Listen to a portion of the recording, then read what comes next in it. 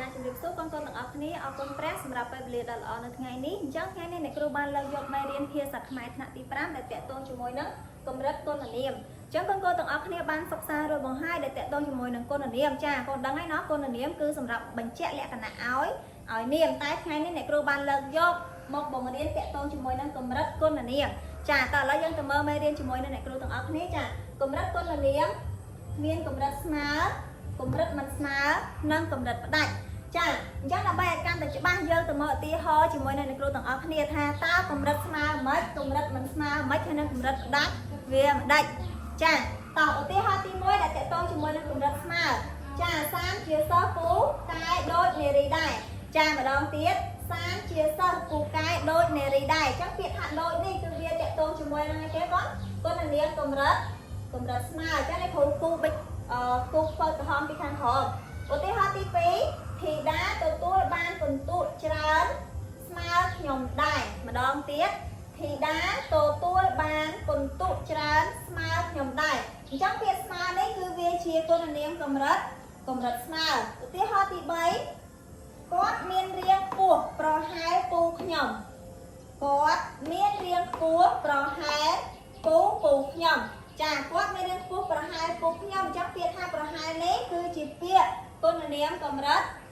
ស្មើឥឡូវយើងចូលទៅដល់គុណនាមកម្រិតមិនស្មើវិញម្ដងចាអញ្ចឹងឧទាហរណ៍ទី1សានជាសិស្សពូកែជាងនារីដែរអញ្ចឹងកម្រិតមិនស្មើគឺបានន័យថាវាពោះជាងច្រើនជាងតិចជាងអញ្ចឹងអាហ្នឹងវាគឺអត់ស្មើគ្នាទេចាអញ្ចឹងនេះគ្រូគូពីខាងក្រោមជាងនេះអញ្ចឹងសានជាសិស្សពូកែជាងនារីដែរអញ្ចឹងពាក្យជាងនេះគឺវាមិនជាកម្រិតមិនស្មើឧទាហរណ៍ទី2ធីតាទទួលបានពិន្ទុច្រើនជាងខ្ញុំចាធីតាទទួលបានពិន្ទុច្រើនជាងខ្ញុំអញ្ចឹងពាក្យជាងនេះគឺជាកម្រិតមិនស្មើឧទាហរណ៍ទី3គាត់មានរាងខ្ពស់លើសពូខ្ញុំ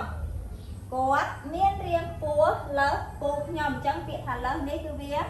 ជាគុណនាមកម្រិតមិនស្មើគឺបានន័យថាវាលើសគេចាវាលើសគេបន្តិចចាឥឡូវយើងចូលទៅដល់គុណនាមកម្រិតផ្ដាច់វិញម្ដងចានេះកម្រិតផ្ដាច់សានជាសិស្សពូកែជាងគេបានន័យថាគាត់ពូកែជាងគេមកក្នុងថ្នាក់ហ្នឹងគឺមានតែគាត់ដែលរៀនពូកែជាងគេ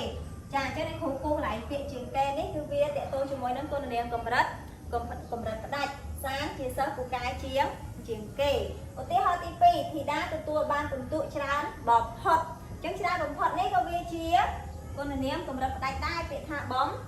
ផុតបានន័យថាវាផ្ដាច់ចេញពីគេហ្មងគឺវាលើសល្អលើសគេចាឧទាហរណ៍ទី3គាត់មានរាងខ្ពស់លើសគេគាត់មានរាងខ្ពស់លើសគេអញ្ចឹងពាក្យថាលើសគេនេះវាគឺជាគុណនាមកម្រិតផ្ដាច់ចាអរគុណកូនទាំងអស់គ្នាសម្រាប់មេរៀនថ្ងៃនេះសូមព្រះប្រទានពរដល់កូនទាំងអស់គ្នា